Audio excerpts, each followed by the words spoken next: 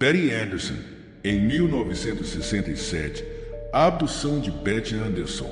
Apenas pensar em abdução alienígena faz a maioria de nós se sentir confuso e incrédulo. No entanto, devemos enfrentar essa questão, pois é uma parte integral do mistério dos OVNIs. Embora a abdução em si possa parecer improvável, algumas abduções caem na categoria do verdadeiramente bizarro. Um desses casos é a abdução de Betty Anderson, que ocorreu na noite de 25 de janeiro de 1967, na cidade de South Ashunion, Massachusetts. Esse caso fascinante tornou-se um marco na literatura sobre OVNIs.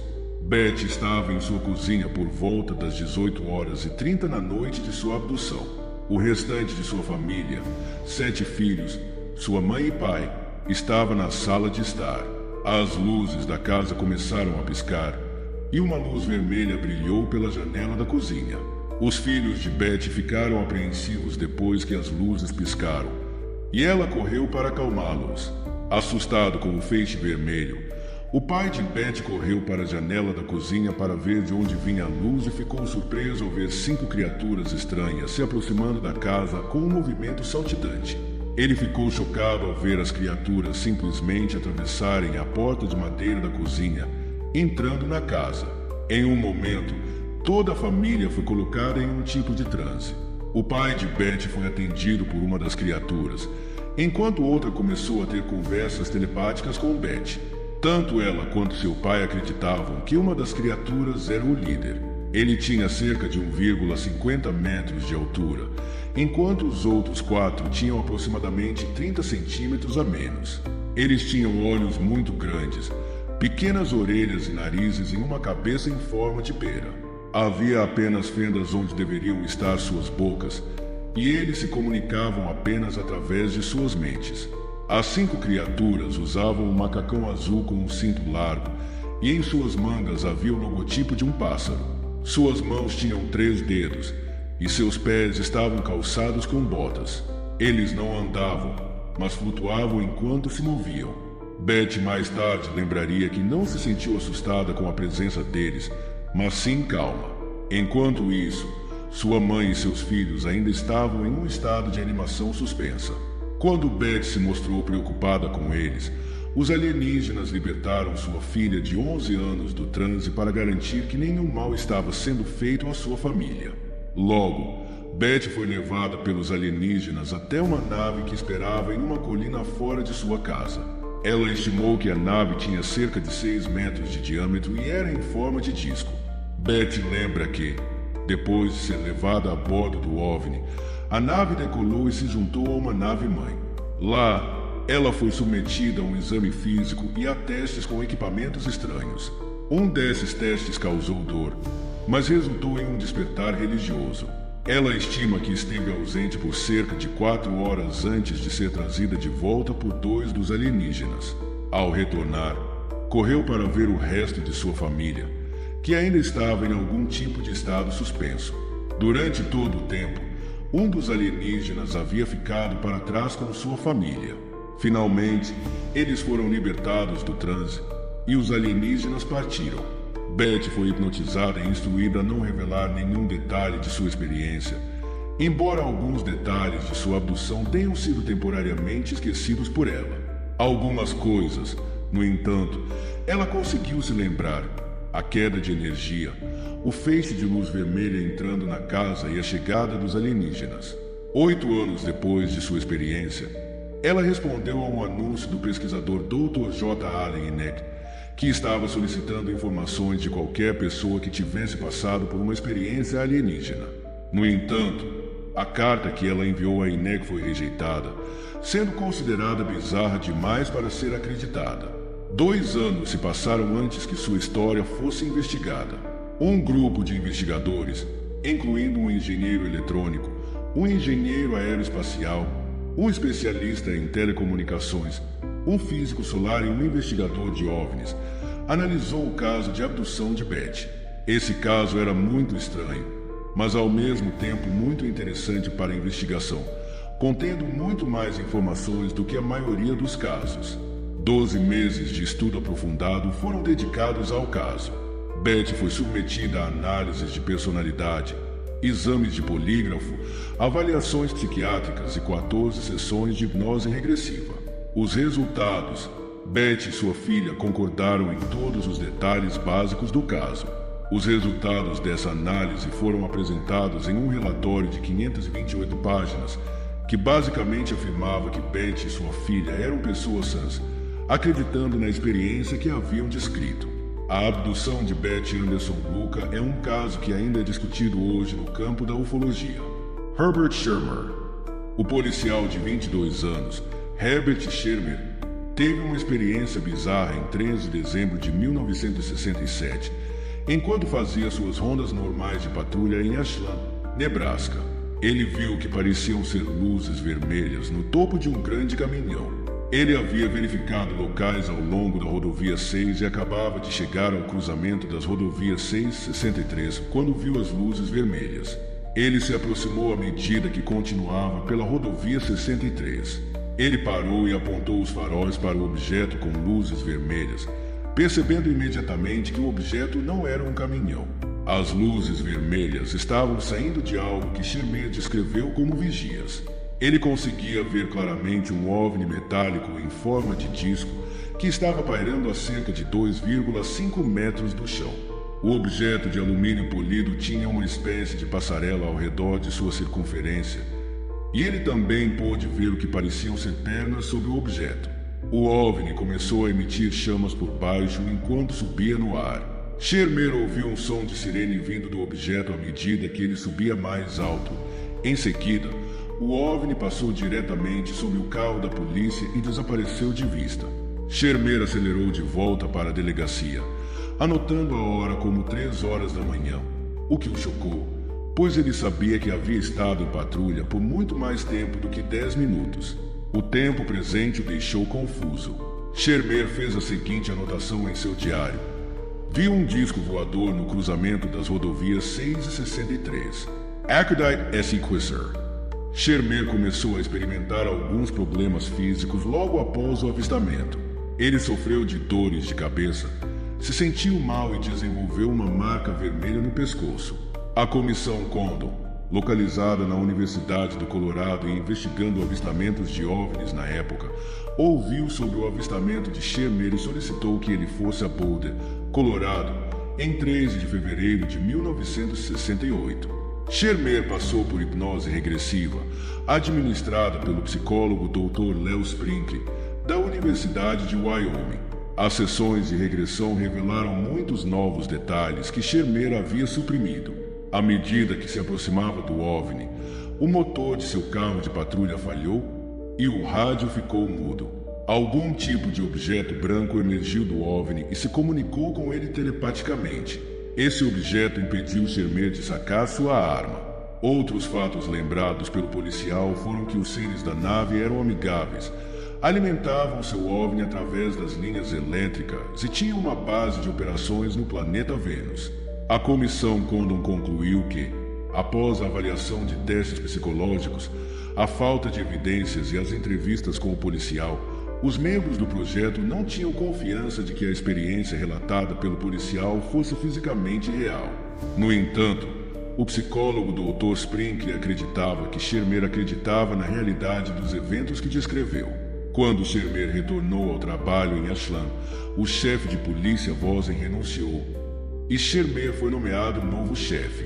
Mas, devido ao ridículo dos cidadãos e à experiência com OVNIs, ele não conseguiu desempenhar suas funções adequadamente e renunciou 2 meses depois. Alguém jogou dinamite em seu carro de patrulha, e sua esposa o deixou durante esse tempo. Procurando alívio para seus problemas psicológicos, ele passou por mais sessões de hipnose regressiva em junho de 1968. O hipnoterapeuta Loren G. Williams conduziu as sessões, que revelaram muitos mais detalhes de seu encontro com o OVNI. 2 livros foram escritos sobre suas experiências: Deuses, Demônios e Carruagens Espaciais e Deuses e Demônios do Espaço Sideral, de Eric Norman. É muito difícil determinar se a experiência de Shermer foi real ou não. Buff Lodge, 1968, As Abduções Alienígenas de Buff Lodge. Um relato válido sobre a abdução alienígena de 2 conselheiros adolescentes nos vem do estado de Vermont. 4 OVNIs apareceram à luz do dia sobre o lago do acampamento Buff Lake, realizando manobras incrivelmente leves, como uma folha caindo, em 7 de agosto de 1968. O estranho encontro começou para o jovem de 16 anos Michael, encarregado da manutenção do acampamento, e para Jeanette Cornell, instrutora de esqui aquático de 19 anos. O acampamento estava localizado ao norte de Burlington, no Lago Champlain. Os dois estavam fazendo uma pausa em um cais em uma tarde quente. O acampamento estava praticamente vazio, pois a equipe de natação havia ido a Burlington para uma competição no final da tarde. Michael e Jeanette estavam simplesmente aproveitando a vista do pôr do sol quando, de repente, uma luz brilhante apareceu. Seria essa luz uma visão extraordinária de Vênus ou algo mais? Logo a dúvida seria respondida, pois a fonte de luz começou a descer em direção aos 2 amigos. À medida que o objeto se aproximava, a forma ficou mais clara. Era em forma de disco. De repente, Michael comentou: "Uau, Vênus está caindo." Mas ele sabia que não era isso. A luz solitária agora liberava 3 luzes menores, que imediatamente voaram sobre o lago. O objeto maior logo desapareceu de vista. Ficava óbvio que os objetos estavam sendo controlados de maneira inteligente. Os OVNIs pareciam se exibir para os 2 adolescentes hipnotizados, fazendo zigue-zagues, loopings, de repente, caindo como uma folha. Agora, os 3 OVNIs se aproximavam ainda mais dos 2 amigos. Os OVNIs formaram uma formação triangular, e 2 deles se afastaram, deixando apenas um na frente. Mais tarde, Michael lembraria de ter ouvido algo que soava como 1000 diapasões. Quando os 2 objetos recuaram, o último OVNI passou diretamente sobre eles, subiu rapidamente e desapareceu brevemente. Logo ele reapareceu, inclinando-se para um lado e, em seguida, mergulhou direto no lago. Após algum tempo, ele emergiu do lago e começou a se mover diretamente em direção a Michael e Jeanette. O OVNI estava tão próximo agora que os 2 seres podiam ser vistos através da cúpula transparente do objeto. Os seres pareciam infantis, segundo Michael. Seus pescoços eram alongados, eles tinham cabeças grandes para o tamanho de seus corpos, não tinham cabelo, mas tinham olhos grandes que se estendiam pelas laterais de suas cabeças. Ele sentiu que estava em contato mental com os seres, por algum motivo estranho. Enquanto Michael observava os alienígenas, ele bateu no joelho, e um dos alienígenas fez o mesmo. O OVNI estava agora diretamente acima de suas cabeças, disparando um feixe de luz sobre eles. Michael agarrou os ombros de Jeanette e puxou-a para trás, fazendo com que ambos caíssem de costas no deck. Ele estava aterrorizado com a possibilidade de serem levados e gritou: "Nós não queremos ir." A próxima coisa que Michael se lembrou foi de estar sentado no deck e olhando para o objeto, que agora estava mais distante deles. Jeanette parecia estar em transe. Agora estava completamente escuro. Logo eles ouviram membros da equipe de natação conversando ao voltarem para o acampamento. O OVNI subiu mais alto no céu, piscou suas luzes várias vezes e então desapareceu. Michael se perguntou: "Quanto tempo ficamos aqui?" Nada foi dito sobre o que aconteceu naquela tarde. Quando o acampamento de verão terminou, os 2 seguiram caminhos diferentes. Michael raramente pensava em sua experiência pelos próximos 5 anos, mas com o tempo começou a ter sonhos perturbadores. 10 anos depois da experiência, Michael decidiu entrar em contato com o Centro de Estudos de OVNIs e foi encaminhado ao investigador Walter Webb. Após se familiarizar com os detalhes do caso, Webb sugeriu hipnose regressiva para aliviar os pesadelos de Michael e, com sorte, recuperar suas memórias perdidas. As sessões trouxeram de volta os eventos daquela tarde em Buff Lake, mas agora ele se lembrava de ser levantado por um feixe de luz até o OVNI levado para uma nave maior. Ele também se lembrou de Jeanette deitada em uma mesa de exame, com um ser iluminando os olhos dela, tirando amostras de pele e fluidos do corpo dela.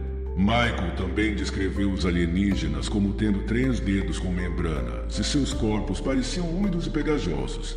Ele se lembrou de que os alienígenas queriam que a vida em nosso planeta fosse como a deles, sem violência. Janet, agora com 29 anos, também foi submetida à regressão. E suas memórias reforçaram o caso de abdução alienígena. Ela se lembrou do frio da mesa, algo puxando seu cabelo e beliscando seu pescoço. Não havia contradições nas declarações de Michael e Janet. Webb também conduziu uma investigação fora das sessões de hipnose e conseguiu encontrar outros membros de Buff Lady que haviam testemunhado luzes estranhas sobre o Lago Champlain na mesma noite da abdução de Michael e Janet. Outros 2 membros do acampamento também alegaram ter sido abduzidos após verem luzes estranhas, mas no início do verão. Seus nomes não foram divulgados, e os eventos no acampamento Buff Lady certamente são provas de uma abdução alienígena. O caso dos aliens de Pascagoula, Mississippi. A abdução alienígena de Pascagoula, Mississippi, ocorreu na noite de 10 de outubro de 1973, quando houve um avistamento de OVNI por 15 testemunhas diferentes que viram um objeto estranho e desconhecido voar sobre um conjunto habitacional em Saint-Tammany, Paris, Nova Orleans, Louisiana. Entre as testemunhas, 2 eram policiais. Esse avistamento seria apenas o começo do que aconteceria na noite seguinte, no rio Pascagoula, próximo dali. 2 pescadores, Calvin Parker, de 19 anos, e Charles Hickson, de 42 anos, estavam prestes a ter uma experiência que mudaria suas vidas para sempre.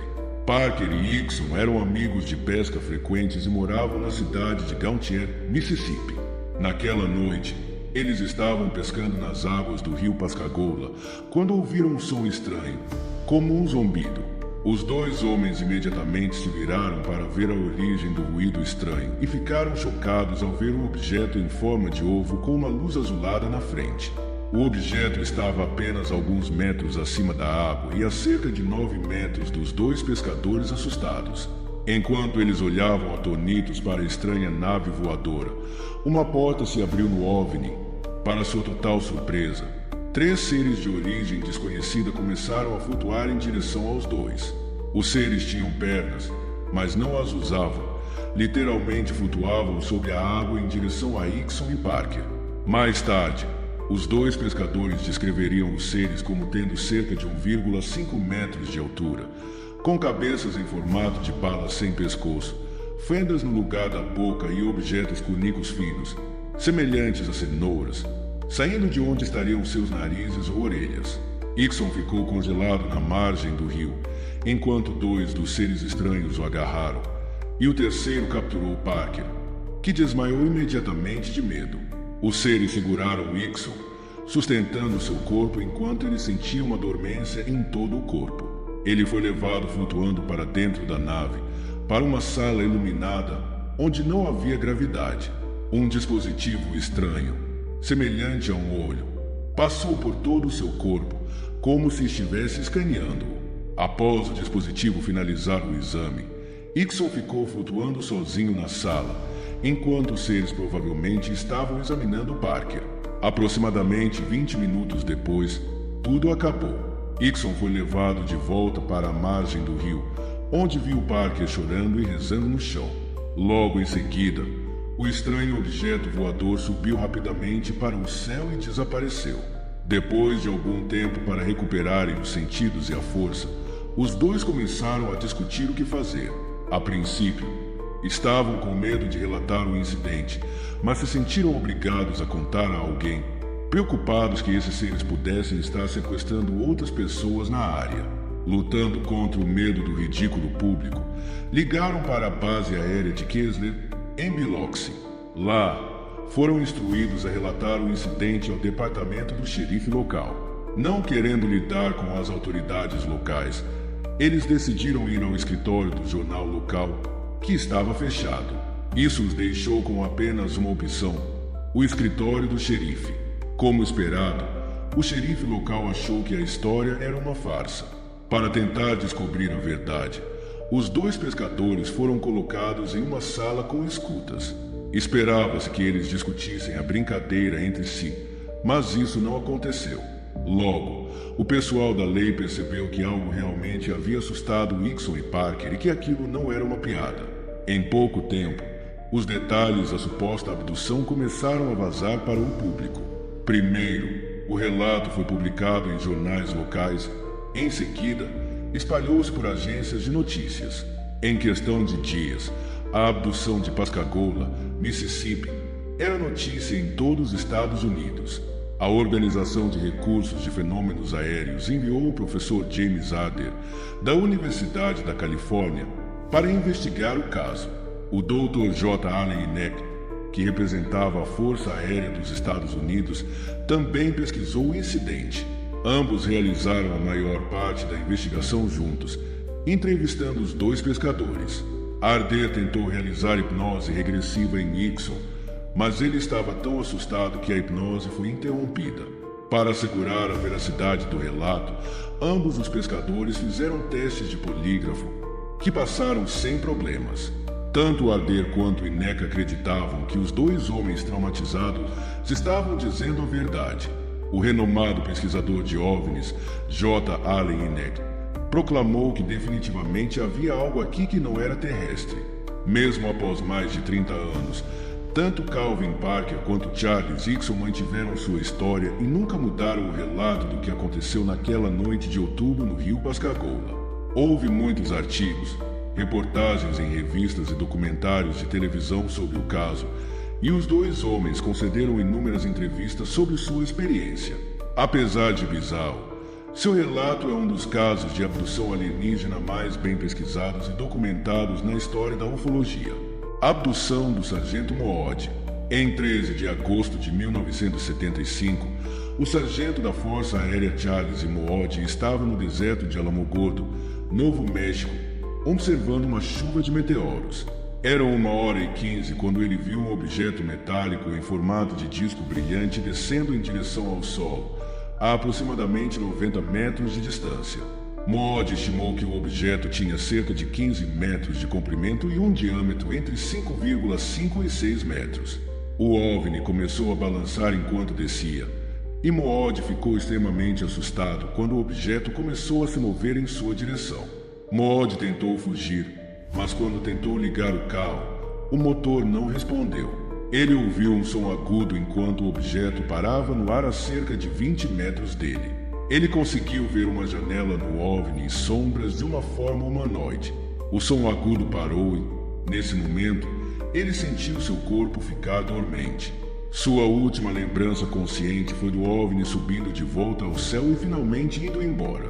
Quando o OVNI partiu, Moody conseguiu ligar o carro e, ainda tremendo de medo, fugiu do deserto, finalmente chegando em casa.